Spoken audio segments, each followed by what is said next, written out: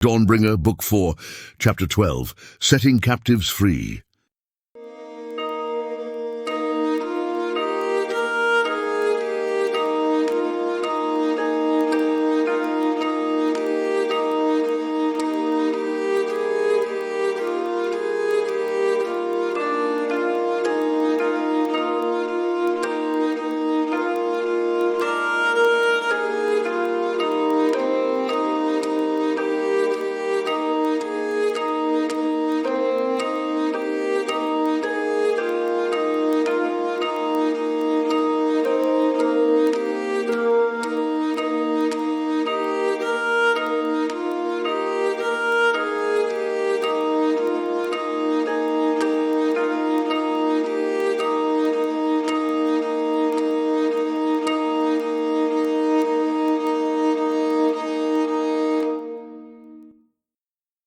Turic's company passes along the eastern edge of the castle as he leads them, with his expert knowledge of the city, to a low side garden.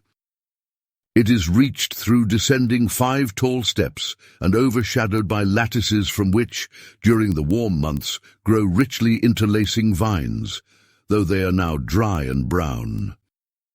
At the far end of this garden is a narrow doorway through which, once again, they find a set of stairs, this time numerous and cramped, leading down rapidly into the darkness below the castle. With a glance back over his shoulder to his men, Turic steps down the first stair, but before he can take another step, a cry sounds from behind him. Turning back, he beholds the apparition of numerous Yotenga from the encompassing darkness round about his company, and they are fast drawing near to them to engage them in combat. "Fight," he cries. "Slay these beasts now and bring peace unto our city." And at the very same moment as the last word is spoken, the blue light shines forth upon the weapons of the combined warriors of Minstead and Onilandon, and the battle begins in earnest. As Turic makes his way from what has now become the rear of his forces to their vanguard, he is intercepted by an unknown man, elderly, with a long white beard cascading to the middle of his breast, wrinkles lining his gentle and surprisingly youthful face like cataracts upon the earth, or 1,000 little streamlets carved of sorrow and of laughter. "While you fight here, Commander, allow me to forge on ahead to the prisoners. I would not wish them to wait any longer for fear of what may become of them." "And who are you?" Turic asks, not intending the question to sound disrespectful, though the haste in his voice makes it so. "I am Syrian Lorias, Grand Master of the Order of Niraniel, from Ristfand." The man replies kindly, "And a friend and companion of Rawlane." "Very well then, if this is your wish." "Thank you, Commander." And with that they part, Turic to the edge of his company, where they engage in vicious combat with the Eotenga who have assailed them from behind, and Syrian to the doorway, through which he steps without delay, 50 men accompanying him, uncertain whether so few shall be enough to face whatever lies before them. But soon he knows that the number was well chosen, as the stairway is narrow and cramped, and 50 men itself fills up its space for many yards, since only 2 may walk abreast. Syrian, despite his inability to fight with any skill, stands at their head, a warrior of great experience at his side, herein taking upon himself wordlessly the task of defending their newfound leader, regardless of what hesitations he may have regarding his commander's quick-made decision. And in fact he has little hesitations, for he too believes that they should aim to reach the prisoners as quickly as possible, and though he doubts the old man's adeptness and fittingness for such a task, he looks upon him with admiration for his generosity and his courage. Such courage is proved after the small company has progressed only 100 yards down the long stairway, as they both hear and see all at once the creatures of darkness who appear before them, hindering their progress. Syrian, on seeing this, reaches into his robes and draws out a long knife, and immediately thrusts it at the foremost of the Ertenga, a druidach who at that very moment leers before them, a guttural voice vibrating from its throat in meaningless sounds, as if in pain or grief. The blade strikes true, and the light flashes forth. Before the old man is overwhelmed by the sheer number who surge forward in the wake of the fallen druidach, Herein steps forward and becomes for him a shield, raising the two long blades that he wields in both hands and engaging the enemy head-on. Syrian, for his part, steps back and allows other warriors too to step forward. "We do not want to get caught in the corridor," he says. "How much farther to the bottom?" Not another 30 yards, I think. Hieron replies over his shoulder. "Can we breach such a distance?" asks Syrian. Your thought and intent is the same as mine, little commander. Hieron is beginning to like this mysterious man who has so rashly intruded upon a space that is not his own, and his intrusion is greatly appreciated. For his zeal and his guidance stir the men all around him as if a spark of flame placed among kindling. With cries of ardor they press forward, and the Eotenga fall before them, or recoil in confusion at the intensity of their foe. In but a matter of minutes, the company breaks through into open space, the walls tight to their right and their left giving way, an empty air taking their place. Looking around in the light of the torches and the holy light blending together in a ceaseless interplay of red and blue, Syrian sees that they have come straight into the prison.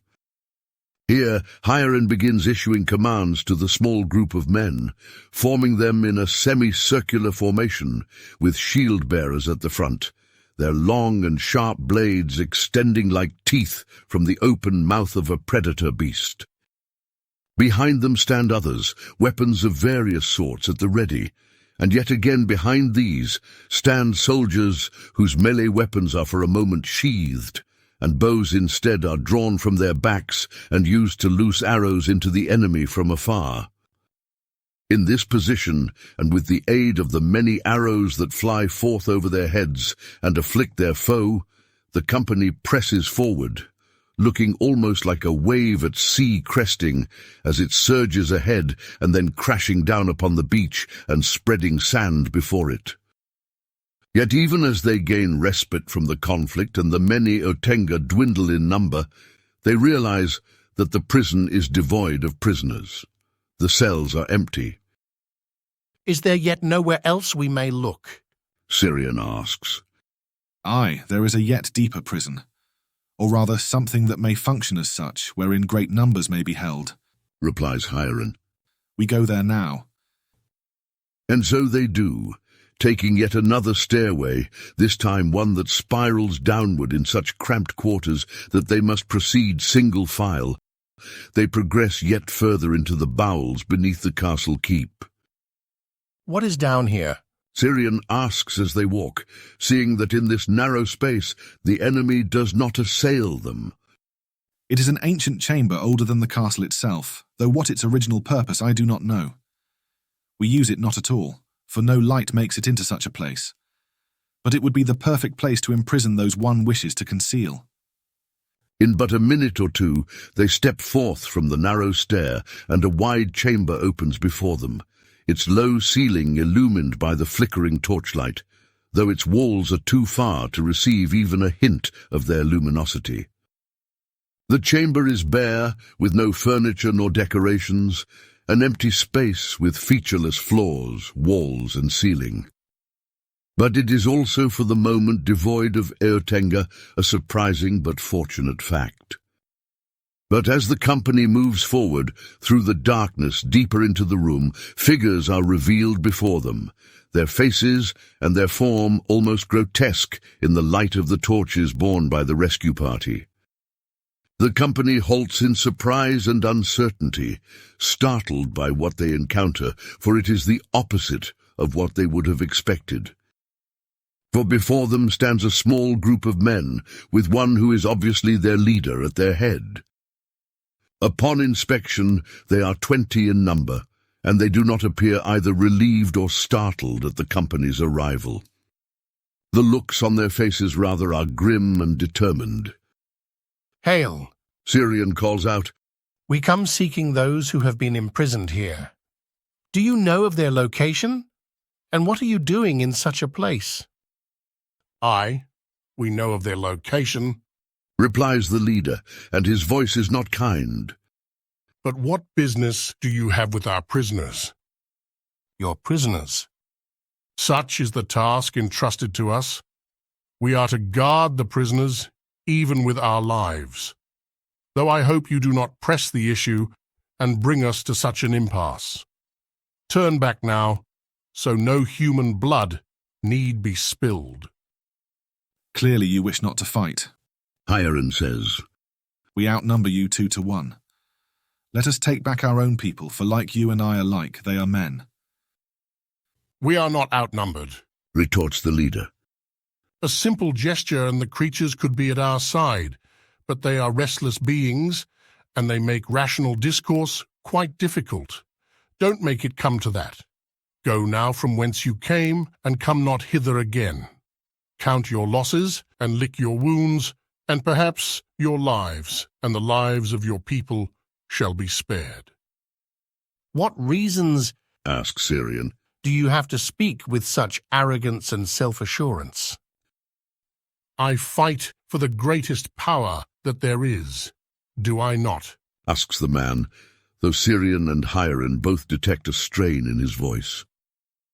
And even if they had not detected this strain, it would soon have been revealed, for one of the men standing at his side interjects and says, But Irilof, surely you don't truly wish to side with these fell creatures of the dark. Irilof? Syrian inquires, the realization dawning upon him all at once, like water trickling swiftly down crevices of stone into an underground pool, filling it up with understanding. You are Irilof Vandirel, the deputy lawbringer of the Empire of Valyria. Aye, that I am, or rather was. Answers Irilof, though the tone of his voice is unreadable. The empire I once served exists no longer, at least not as I once knew it. But you are a Telmarin, are you not? Hieron asks. I am, but long have I served as an officer in the service of His Majesty the Emperor, and people such as my men and I were given only 2 choices. Syrian concludes for him, having intuited the situation. Death or servitude. Your ally turned upon you and proved to be no ally at all, but an enemy even worse than the one you had chosen for yourself. And now you are forced to fight the people of Telmerion, not in service to an empire who rewards you, but in bondage to beings of such wickedness and hate that all you can hope for from them is enough time spared of death that you may make your escape. At these words, the facade projected by Irilof at last falters, and when he speaks in response, his voice quivers. You are very perceptive. You have named the situation exactly. Then let us aid you in gaining your freedom, Syrian says without hesitation. Many more warriors fight above us, and there is hope of victory. Renounce your pledge to these terrible creatures and accept a hope for freedom, if only you atoned for the crimes you have committed against your own people. Hope, Irilof asks, and he almost spits out the word, making evident the degree of his despair. There is no hope. None living can stand up against these monsters. If you believe that, I pity you greatly indeed. Hieron says. Though I would judge you more harshly than does our pious friend here. Irilof opens his mouth to speak, but another man behind him steps forward and speaks. I would accept your proposal even if my leader shall not. Immediately many others do the same, saying, As would I, please accept me as well, and other such phrases. The eagerness in their voices is touching, and their fear and desperation are evident. Even if you have lost hope of new life in repentance, Irilof Vandirel, Syrian says. I would offer it to you nonetheless, and to all at your side. If you despair of receiving it, at least Do not prevent your companions from doing so. Irilov begins, but his voice falters. I don't know what to expect anymore, but death. Yes, and that is probably what you deserve. Says Syrian. But a just and merciful king has come, and the order that he inaugurates shall be as he is. This I believe, and thus, even if you deserve death, I believe that something far different shall you receive. In response to these words, a flicker of light, a spark weak yet true, is enkindled in Irilov's eyes, long buried and hidden almost to extinction. He opens his mouth as if to speak, but finds himself at a loss for words. Instead, he simply closes his eyes and bows his head in surrender. To Irilov's great surprise, Syrian steps forward and places two kindly hands upon his shoulders. Raising his eyes to look into the old man's eyes, he sees gentleness beyond telling and beyond hope, and the Grandmaster says to him, Your act this day is received, and I shall stand at your side in whatever judgment awaits you, an advocate to plead that justice be expressed with clemency. Though if the king I know judges you, I am confident such pleading shall not be necessary. You speak of a king, and yet you speak of him with uncertainty. asks Irilov. Why is this? I am not uncertain of his kingship, Explains Syrian. only of his return from the place to which he goes.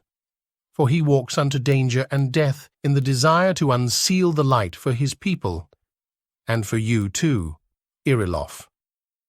When the latter does not immediately reply, Syrian continues.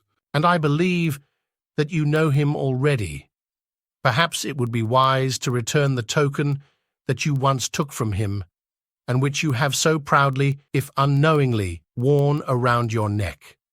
For he alone can wear it rightly, being the rightful heir of the one who wore it so many centuries ago. Now it is upon Irilov's brow that realization dawns, and he simply bows his head again, a mysterious and unexpected transformation coming over him, as if the arrogance and apathy, the violence and bravado that have so long bound him are broken at their root by this undeserved mercy and this unexpected realization. Silently he brings his hands to his neck and slips the amulet of Seragalaptes over his head, placing it then in the open palm of Syrian. And with the loosing of the amulet, it is as if a great weight falls from his shoulders, and a path through the darkness of his own heart, as narrow and arduous as it may be, becomes visible before him. Well then, shall you do one more thing as well? Herein now interjects. We are hard-pressed for time, and I would see our people liberated. Show us to the captives, and we shall lead them, as well as yourself, out to freedom. As difficult as it is for me to say, you shall have our protection until you see yourself safe from these beasts once again. Looking at his liberators, Irilov then summons forth from deep within himself and manages to voice words that he has not said in many years. Thank you. At the far end of the chamber lies a wide door, strongly fortified, and beyond this a vast company of men, women, and children, captives of the creatures of darkness. They blink with confusion and fear in the torchlight that shines upon them when the door is opened and their liberators step into the room. But soon the fear is changed to exultation, as they realize what is happening and who it is that stands before them. Oh, praise be, Exclaims one woman, rising to her feet and stumbling forward. A man cries out. We had all but lost hope of ever leaving this place. The path out is not clear yet, my friends, and yet it consoles my heart to see that all of you still live. Iron says, looking with great emotion upon his people. Have your captors harmed you? Syrian inquires, taking the hands of the woman who has come forward, though his question is directed to all. The woman, overcome with feeling, is unable to respond, but another behind her speaks and says, they have not harmed our flesh, but the horror has been enough, I think, to break any man. He has spoken to you then? He? The woman asks, though she knows the answer to her own question, and she also answers it. Yes, there is only one. He is terror itself, and he came among us promising us tortures beyond imagining. But please do not ask us to speak of such things. Yes, yes. Says a man to her right. Lead us out of here immediately. I don't want to be in this cage any longer. Hearing this, Syrian turns inquiringly to Hieron and asks, What do you think we should do? It shall be difficult to protect all of them along the way, for they are much greater in number than we are. But it is also not necessarily any safer here. Let us lead them out as they have requested. replies Hieron with only a slight moment's hesitation. If we can rejoin with our company, then the defence shall be much easier. Unless the battle has gone ill, surely more have come into the keep in our wake. Indeed, that is wise, agrees Syrian. As they turn to go, suddenly a handful of men step forward from the group of captives, and one of them speaks on their behalf. Please, we would aid you in the defense. Our weapons were taken from us, but we are warriors and would fight. Malrune, is that you? Hieron asks, turning to look at the man who speaks. His long blonde hair is matted with blood, and a scar runs jagged across his face from his brow to his mouth, twisting between his eyes and across a broken nose. It is recent, though not so recent that it has not closed and begun to heal. Surely I do not look so different that you cannot recognize me, Malrune asks. Aye, you are right, you do not, replies Hieron. I think I spoke more out of relief than confusion. I just did not expect to see you. I thought you fell in the battle. I nearly did, but my friends here risked their lives to drag me to safety at the last moment, says Malrune, gesturing to the men who stand beside him. I'm sorry that they were caught into captivity because of it, but that too is being remedied. And I am glad of both your saving then, and your liberation now. Hieron concludes. And weapons you shall have as we can spare them. When extra swords, daggers, and axes have been distributed to the men, and to others who come forward, untrained but willing and desirous to aid in their own deliverance, they set off toward the spiral stair and the prisons above, and beyond that, freedom. But before they have crossed through the prison to the stairway that leads outside, the shadows at the edge of torchlight begin to crawl with movement, and Eotenga step forth, their bodies in frenzied movement as they attack those at the periphery of the company. The group of liberators and liberated, however, stirred by the proximity of freedom and by the fortunate turn of events, fights back with equal ardor, refusing with all their might to be felled when the taste of hope against lies frail but real upon their tongues. Yet few minutes pass, and little progress is made by either side before something else happens, which changes the nature of the conflict profoundly. It starts as a low rumble, almost like some massive beast growling as it awakens from slumber deep beneath the castle, and then progresses soon, almost to a roar. The earth begins to shake violently, knocking many from their feet and casting them to the ground. Cracks appear immediately in the floor and the ceiling, as the tremors split stone and threaten to collapse the edifice in which they stand. Flee now, cries Hieron. Flee up the steps and out into open air before the entire castle comes down upon us.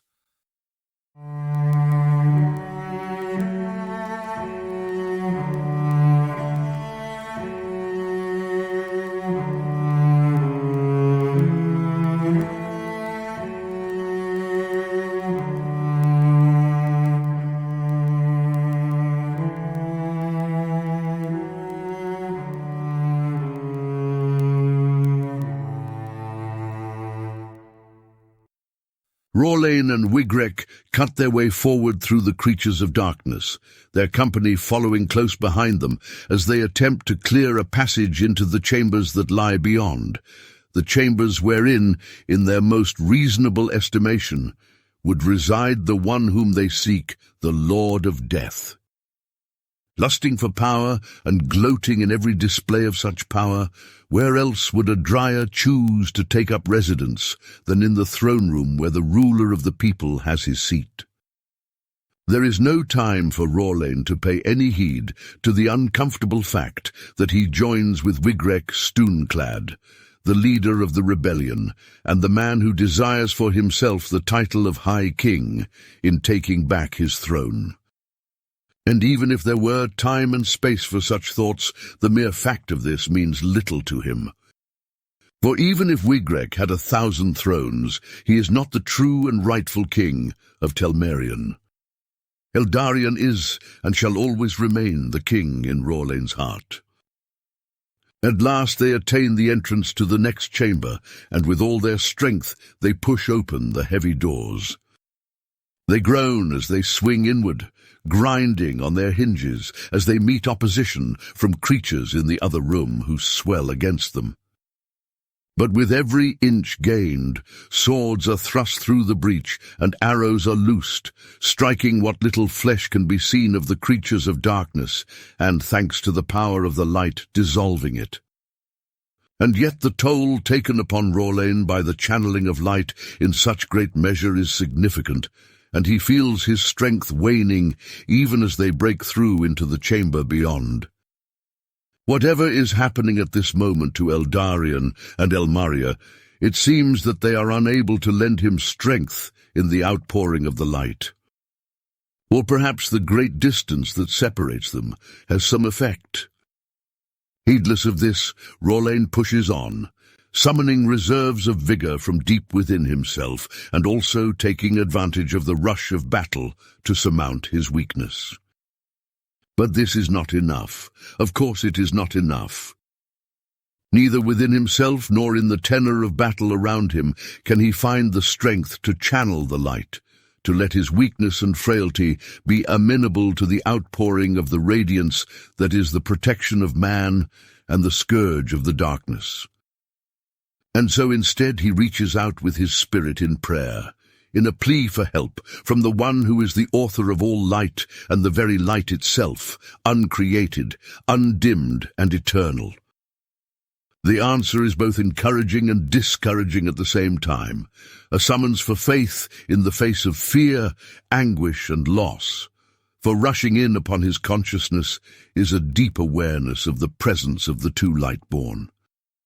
At first he is consoled by this, by a feeling of his dear friends and of the bonds that always join them, invisible and intangible, becoming in some way for a moment felt and experienced. But in this feeling he soon becomes aware also of their exhaustion and their sorrow, and of a force of incredible evil that at this moment oppresses them even unto breaking.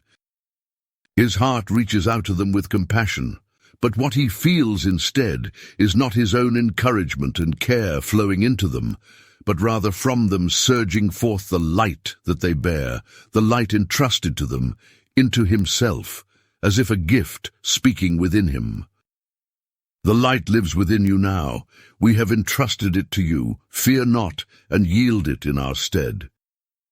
And as quickly as the experience has come, it is gone, a mere flash in the darkness, leaving in its place a feeling both of fullness and of emptiness. A fullness as a newfound energy awakens within Rorlain's heart and flesh, and he finds strength to channel the light anew, and an emptiness because he feels a sense of absence that he has never felt before, though he cannot discern its exact contours. It is as though his heart is reaching out, with sinews stretched and dilated, to a beloved presence which he cannot feel or see, but which remains just beyond his consciousness. It is like a friend who stands behind a curtain, or a lover who is just beyond a door, but if he is to pull the curtain or to open the door, the beloved would flee away, unable to be seen and grasped in such a way. But accepting the veiling, listening to the presence beyond the door, he knows the proximity, the closeness of both vision and of love, flowing in upon him, And in this he awaits the moment when the veil itself shall be drawn by the other, and the door opened, leading to vision and encounter. All of this takes but an instant, as long as the final push that opens completely the door that the company seeks to breach and allows access into the chamber beyond. And then it is done, having achieved its effect, even though the conscious resonance in Rawlane's mind is but like a gentle stirring of ripples on water by a whispery breeze, or a leaf falling upon one's face as one lies upon one's back, eyes closed, beneath a great trees, or like the interplay of sun and shade as its dappled leaves create a landscape of dancing sunlight and cool shadow upon one's recumbent figure. The company fights its way into the chamber, though Wigrek urges them insistently forward to the one beyond, to the throne room itself. Indeed, the haste with which he seeks to lead his men toward the commander of the enemy is both excessive and imprudent, as it leaves many of his fighters exposed further back in the company, opening breaches in the formation by which a man is supposed to be protected from surprise and flanking by his companions. Slow your progress, Wigrek, Rawlane calls, allowing the warrior the step ahead of him in the frenzy of battle that seems to be taking hold of him. We shall attain the enemy when we attain him, but we cannot stretch the company too thin, or lives shall be lost. Glancing back for a moment, Wigrek growls angrily. And more lives shall be lost by our delay, if not in our company, then in the others. The only answer is to rush forward and slay our foe with the greatest possible haste. No, Wigrek, no, retorts Rawlane, though he knows his words fall on deaf ears. Wigrek at last comes, with incredible strength hewing down the last remaining Utenga who stand before him, to the doorway leading to the throne room. And this places Rawlane in a great dilemma, dragging him in two directions at once, to rush forward with the rebel leader into the chamber wherein awaits the Lord of Death, or to remain behind until the rest of the company has secured the antechamber. Wait, Wigrek! He calls, but he is too late. The man pushes firmly on the double doors, and they swing freely open. As Wigrek steps through, now seemingly oblivious of his surroundings and with his eyes fixed firmly ahead, Rawlane catches a glimpse of massive black wings extended across the length of the chamber beyond. Crying out in frustration, Rawlane turns back for a moment to the men of their company and calls to them. Do not rush ahead. Keep formation and find strength in the men to your right and to your left. Fight hard and fight strong, but remember that protecting your lives and the lives of your companions is worth more than the slaying of these creatures. And immediately after these words are spoken, he sprints forward and follows Wigrek into the throne room. As he steps in, the doors swing closed behind him spontaneously, though one remains ajar for but a few inches, caught by the person who, unknown to Rawlane, accompanies him from behind. Even as Rawlane seeks to cross the distance to the Lord of Death, who stands silent at the far end of the room, he is overwhelmed by the sense of evil, of sheer malice that emanates from him. Wigrek too seems to feel it, though for him it appears to be nothing but the opposition of one will against another, the will of his nemesis against his own, issuing a challenge to prove who is the greater. Sensing this, Rawlane calls out, No, Wigrek, let us face him together. But it is too late. As Wigrek draws near to the Lord of Death, the latter extends one of his tremendous arms and swings it as if swatting away a fly. Wigrek raises his sword to parry, but even as it makes contact, it shatters in his hands, and he is sent sprawling through the air until his body crashes into the far wall and slumps broken to the earth. And thus falls the great Wigrek Stoonclad. Rawlane thinks in sorrow. May he find mercy hence, and healing light abundant. There is no time for more than this, as the malicious gaze of the Lord of Death falls upon Rorlane, standing alone now in the chamber, axe in hand. And even as they look upon one another, an immensity of evil gazing with suffocating and crushing force upon a frail and flickering spark of light, which nonetheless seeks to stand against it, the Dryar laughs. When shall you frail mortals learn that no valor or strength can stand against the power of the darkness? He says, and the terror of his presence invades Rorlane's mind, even as he tries to take a tentative step forward, though his feet remain immobile. I have long learned that lesson, you monster. Rorlane replies in a voice tenuous with anguish and with fear, and also trembling with anger. And you should perhaps be grateful that it was, in part, you and your kind that taught this to me. When the darkness is so great, there comes a point when a man learns that he cannot save himself, cannot gain victory through the strength of his own arm.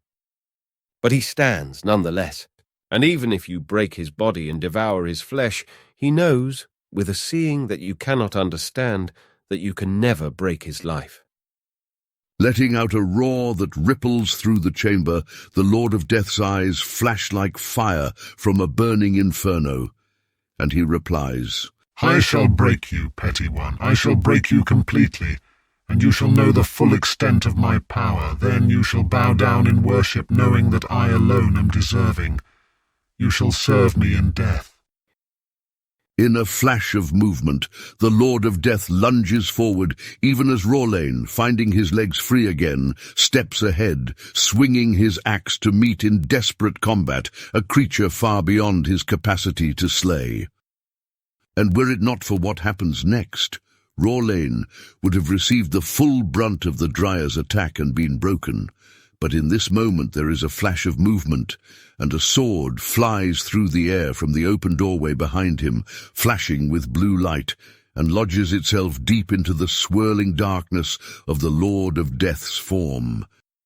For a few instants the two conflict with one another, the darkness swirling about the light like a suffocating mist, seeking to choke out the fire of a torch, and the light sending forth burning rays to dispel the dark and purge it like fog before the rising sun.